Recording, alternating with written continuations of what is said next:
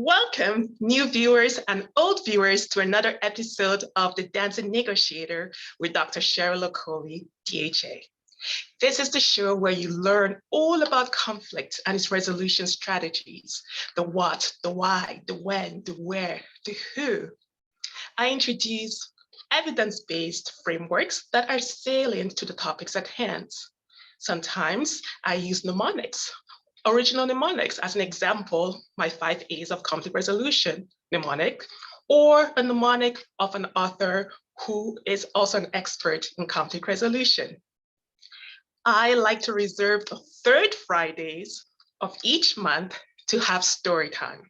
And this story time entails either analyzing a video, a movie, drama, event, or case study scenario, assess what went wrong, and provide recommendations and solutions to resolve the conflict at hand.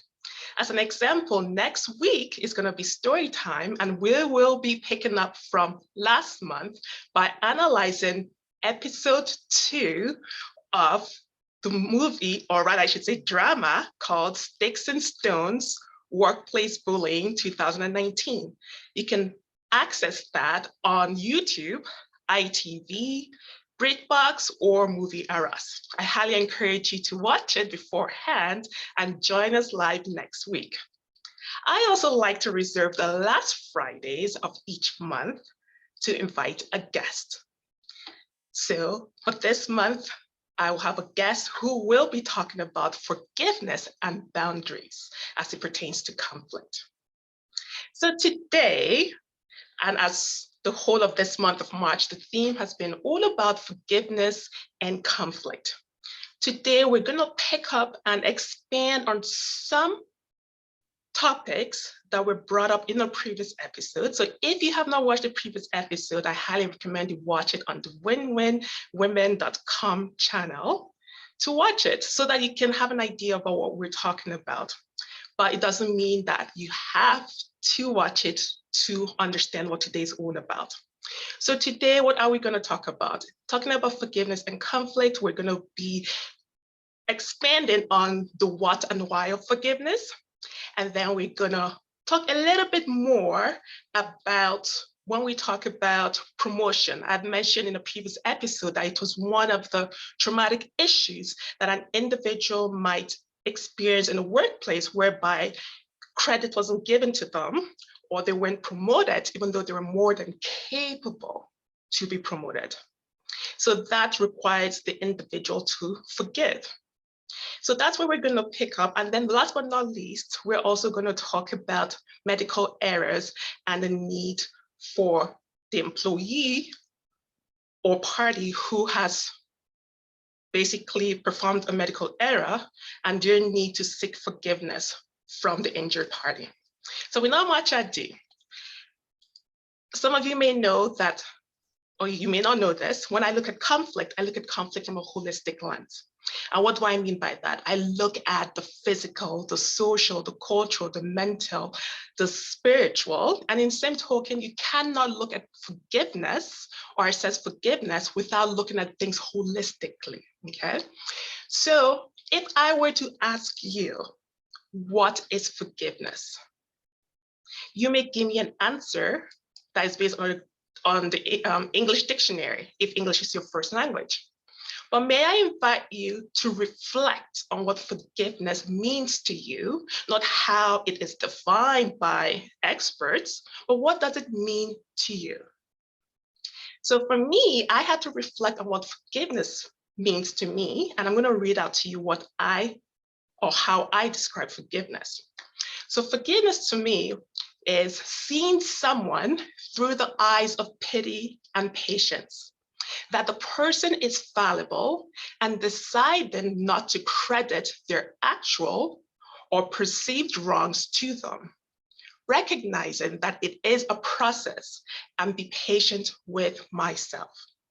It is being cautious, wise, and reflecting on what caused the wrong in the first place, if known.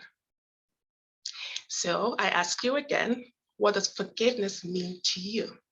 And then why is it important?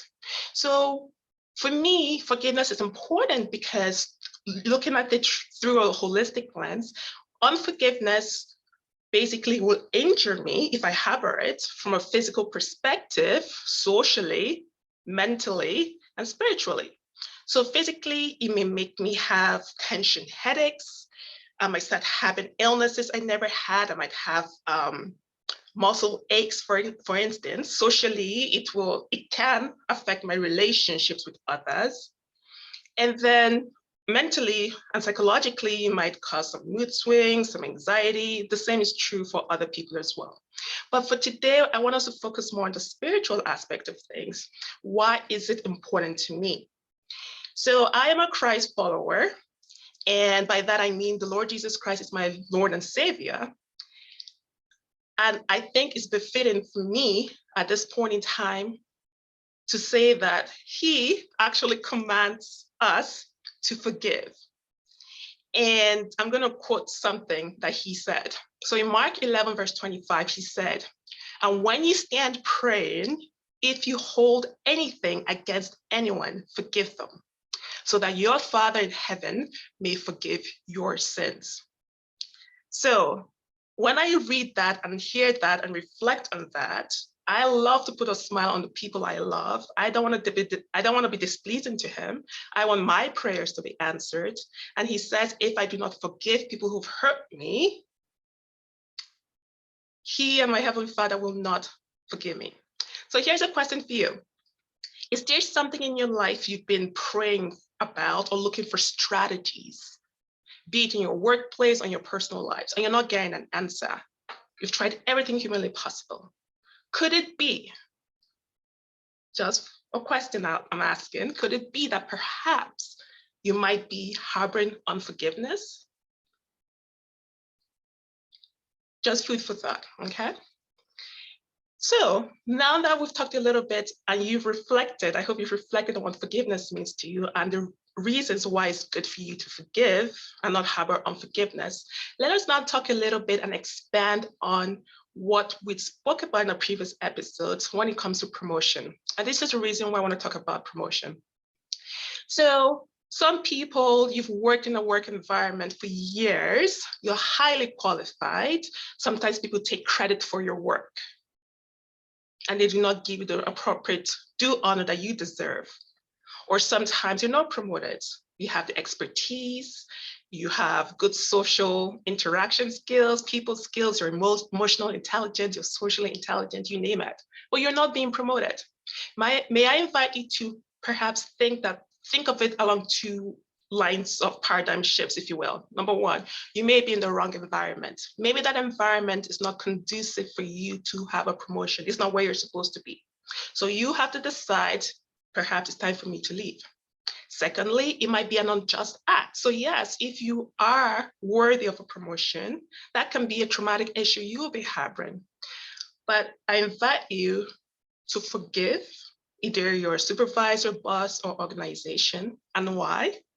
I want to give credit again to a king that lived around 1000 BC.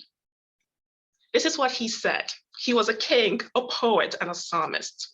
He said in Psalm 7, verse 75, verse 67, "For promotion cometh neither from the east, nor from the west, nor from the south, but God is the judge. He putteth down one and setteth up another." So that was the poetic way of saying what he said. So basically what this is saying is promotion won't come if you look from your east, well, to your right, to your left, or coming down from below. But God sees everything. He knows when is the right time to promote you and pulls down. So that could be likened to your boss, supervisor, or whoever it is. It might be, may leave for whatever reason, either willingly, they might be fired, whatever the case may be. If you are supposed to be promoted, you will be promoted. He is the judge. So that's what that is talking about. So along those lines of promotion, I hope that's been an encouragement for you. And also timing is of the essence, right? You may be waiting, oh, why am I not being promoted? Well, maybe it's not the right time. Now, I'm also going to invite you and take you on a journey back to centuries. back as far back as 400 BC, to be specific, between 486 and 465 BC. And we're going to talk about a queen who lived in that era. Now, she didn't start off as a queen. And why do I want to talk about her? I want to talk about her for two reasons, because we're going to talk a little bit about an act of promotion that happened when she became queen. But why I'm also talking about that is right now, this month of March, this period we find ourselves, you may not be aware of this, but do you know there are at least two calendars in function in our world right now? The calendar that you and I use in North America, most of the world and different continents use, is called the Gregorian calendar. But there's another calendar called the Hebrew/Jewish calendar. And the year, according to that calendar, is 5782. And the specific month is called Adar, or Adar 2. So there are two Adar months, and we happen to be in Adar 2. Why is this salient to us right now? This month also commemorates a festival in honor of Queen Esther, who I'll tell you a little bit about right now. It's called Purim. So basically, it honors her for being bold and brave in saving her people from a genocide during her era, okay? So what is the promotion aspect I want to talk about? So you could dig into your historical records. I can easily direct you to one historical record you can look at. So in Esther chapter 2, verse 21 to 23, it talks about as when she became queen. So let me stop there and say this. Before Queen Esther became queen, she was an orphan. And her cousin, not her uncle, cousin Mordecai took her in and groomed her. He had no idea she'd become queen one day. Quite a long story short, the king needed King Xerxes. He has two names, but I'll use Xerxes for now, Xerxes I, needed a new queen. So they go looking all of the lands that he was king over, reigning over. And cut a long story short, Hadassah was chosen. But when she was chosen, her cousin Mordecai said, change your name to Esther. And Esther is a Persian name that means myrtle. It also means star. And then one of her names, either Hadassah or Esther, means hidden. So look at how important that is and how relevant that's for you and I, or whoever is feeling sad that they're not being promoted. She was taken from obscurity, hidden, and became a star. Isn't that amazing? So here's a story about the promotion. So when she became queen, in Esther chapter 2, verse 21 to 23, Mordecai, it came to his knowledge that there were people who wanted to perform treason. They wanted to, I guess, well, treason, you know what that means. And he brings this news to Queen Esther's attention. Queen Esther informs the king, and the justice that was meted out to these individuals was what? They were hanged, they were killed. Now, as an act of what Mordecai did in reporting this to the king, his name was documented in the chronicles of that time, of the records. Now, that's all that was done for him. Nothing, no promotion, nothing. Fast forward, there happened to be a day the king was restless.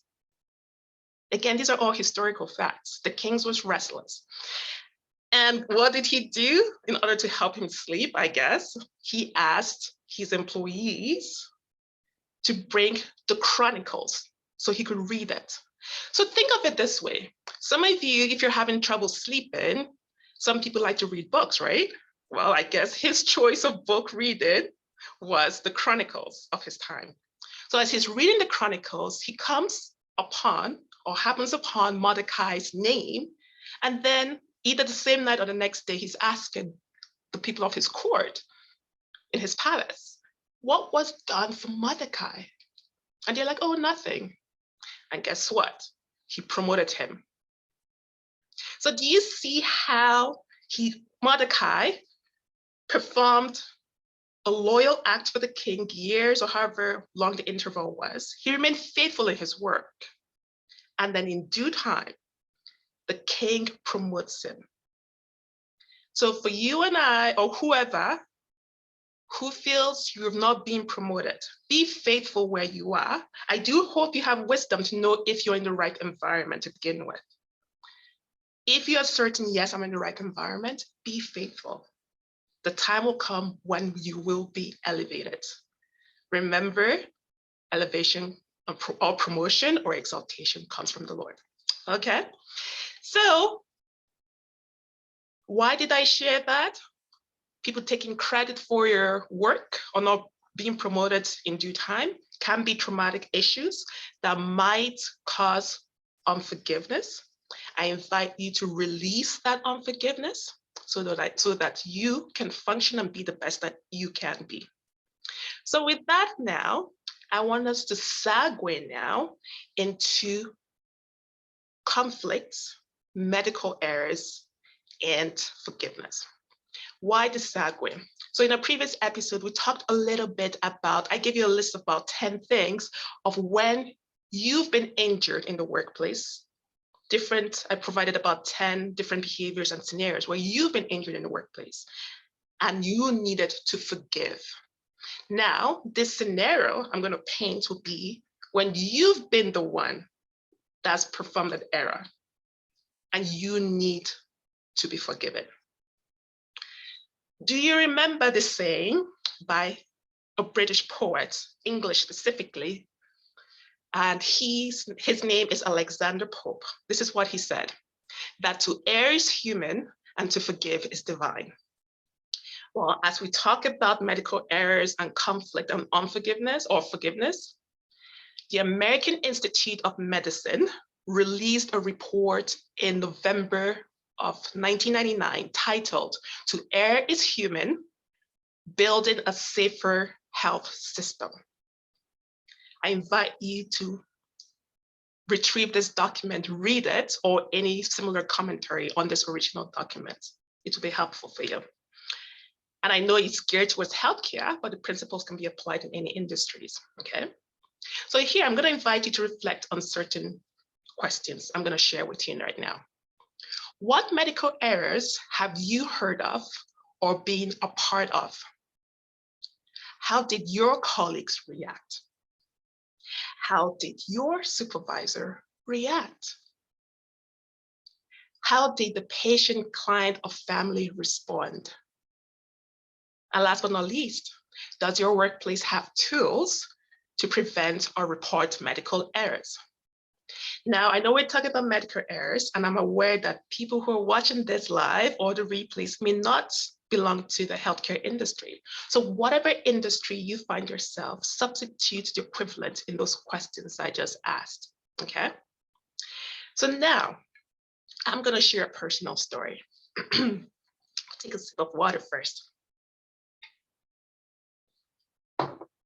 So before I share the story, I have a healthcare background of next month will be 19 years of experience in healthcare industry. My foundation is nursing. So I'm gonna invite you, take you on a journey back to 2003, the period of 2003 and 2004, when I was a new grad, okay?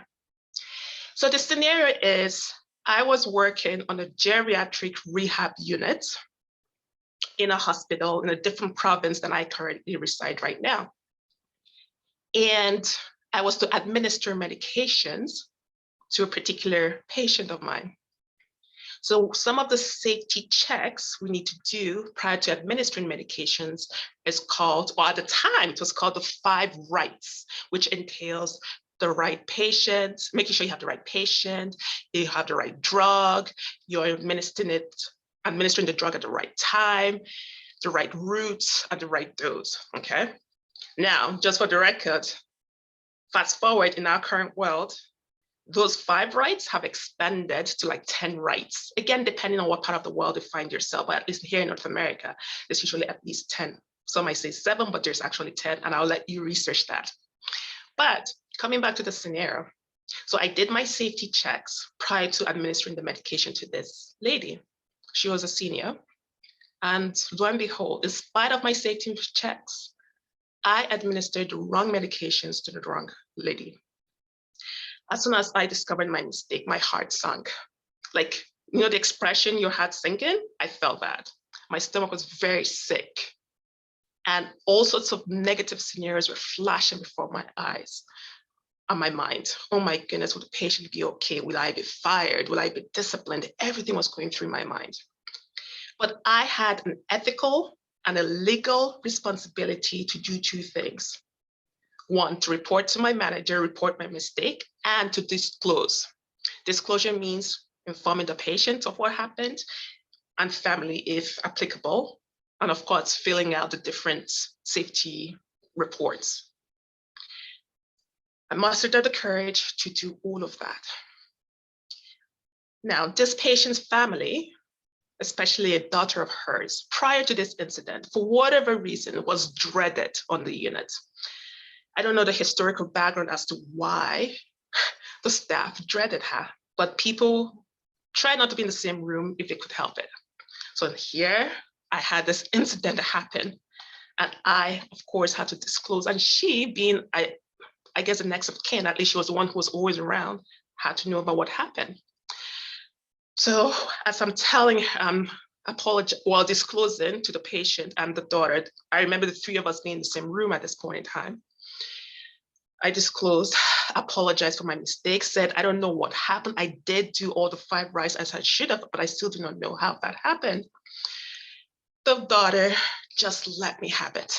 She says all sorts of things, scolded me, chastised me, and I had to stand there and listen. After a while, she would not stop. I said something. Now, I'm not advising you to say what I said, but I'm being transparent with you, being vulnerable with you, to tell you, to share with you how I handled that situation.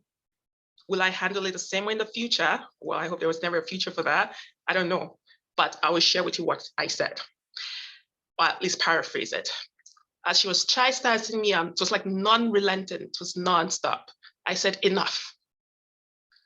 I have apologized numerous times. I was honest in reporting my mistake to you and everyone. And of course, I had to report to the physician. I didn't say that, but of course, the physician, of course, so that they start looking at the medications, the side effects, so harm is not done to the patient. So going back to that, I said to her, I have apologized. I've done everything I could have done. And there was silence in that room. The patient's eyes grew like saucers. I don't remember if her jaw dropped, but her eyes were so big. Why? Because no one has ever spoken assertively to her daughter like that. And when I said that, I said it respectfully. The daughter kind of like just froze in her tracks. And it was almost as if there was a reset in her mind and in her heart. After that incident, for some reason, I don't know what it was that happened that day, what I said, what reset happened in the daughter's heart and mind, she became very cordial to all the staff and myself. It was almost this unspoken respect. And guess what thing I should share with you? Based on the fact I was honest, and I hope I don't shed tears here, but based on the fact I was honest and did my due reporting, it was discovered that the patient had diabetes. This was an incidental finding. I don't know how on earth all these years, all the time she was in the hospital, no one knew she was a diabetic. But because of what happened, the negative, quote unquote, thing that happened, something positive came out. Now, I'm not saying a diagnosis of diabetes is positive. I'm just saying, at least we discovered a morbid, an illness that she was living with, a disease. Now she could be treated for it appropriately and perhaps save her from more harm that could have happened had we not known this. So I shared that to encourage you that to err is human. We will make mistakes, but we should have safety mechanisms. So my boss, how did my supervisor, I still remember her name, and I will share it, starts with a T. I've lost touch. I mean, granted, this is almost 20 years ago. I still remember her name. How did she react? She did not chastise me at all. But of course, wanted to know what happened, and I told her exactly what happened. You know, after that incident, I filled out more safety reporting, not errors. I didn't make any medical errors, but near misses, basically meaning an error could have happened either not necessarily with me, but just the system in place or whatever in the hospital. in our department, I should say. And I just kept feeling things left, right, and center.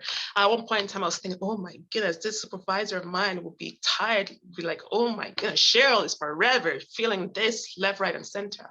But guess what? When I wanted to leave to move to a different province, there were no issues whatsoever. But I knew in my heart it was time to move on. My supervisor, she was very, very sad. She didn't want me to leave. So I share that story again. Not everyone will have such experiences or positive outcomes that I had. All I'm trying to say, be faithful. If you make a mistake, admit it. No matter what the positive outcomes might be, even if it were negative, be honest, do your due reporting, because you never know what positive will come, either during your time then or later in the future, okay? So I hope that has been an encouragement for somebody. And again, apply this to whatever work setting you find yourself. Medical errors could be anything, like there's a huge trajectory, if you will. I've talked about medication errors, but sometimes there are medical errors that have to do with, let's say, in a hospital, in a surgical suite, operating room, the wrong limb was amputated. I've heard a story of, I think, a surgeon, not in my part of here where I work or in this province, but a different part of the world. I think he inadvertently operated on the wrong eye, couldn't deal with it. He killed himself. So organizations recognize, be it in the hospital setting, in the community setting, mistakes are gonna happen because the error is human. But the question is, what safety mechanisms do we have in place?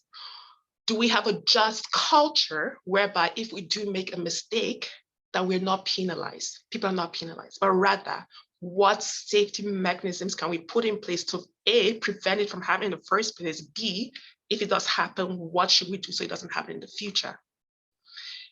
So I invite you to go back to your workplace, whatever industry you find yourself, whatever an error, whatever shape or form it might be, what safety mechanisms are being put in place, and how do you help the employees who have committed an error so that worst case scenario, they don't quit or they don't kill themselves, like in that extreme case I mentioned. So what is your call to action? Your call to action are as follows. Number one, I would like you to reflect on everything you've heard so far. We've talked a little bit about what forgiveness is. What does it mean to you? Why should you forgive? Think about some traumatic issues you might have experienced in your workplace, be it you weren't given the credit you should be given, you weren't promoted when you should be promoted. So the question is, what stood out to you or did you learn from today's episode? And what will you do about it? Second, what bold act will you perform at your workplace or community this week, this month? So for some of you who do not know who I am, I would like to share my screen. Why? Because I want to give you a little bit about the services you can partake of from my consultation services.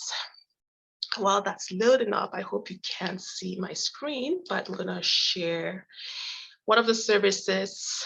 Well, let me describe. Yes, I have a doctorate in healthcare administration. I like to describe it as the business of healthcare. So I have worked with a CEO, a business owner, and different levels of the organization. So my services, I like to describe myself as a health administration consultant.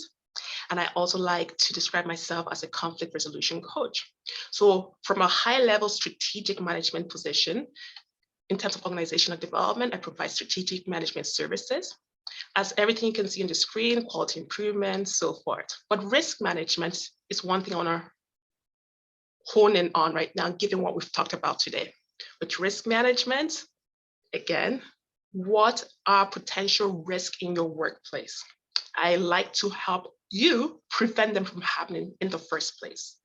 So you can reach me at cheryl@shalomeagleswings.care.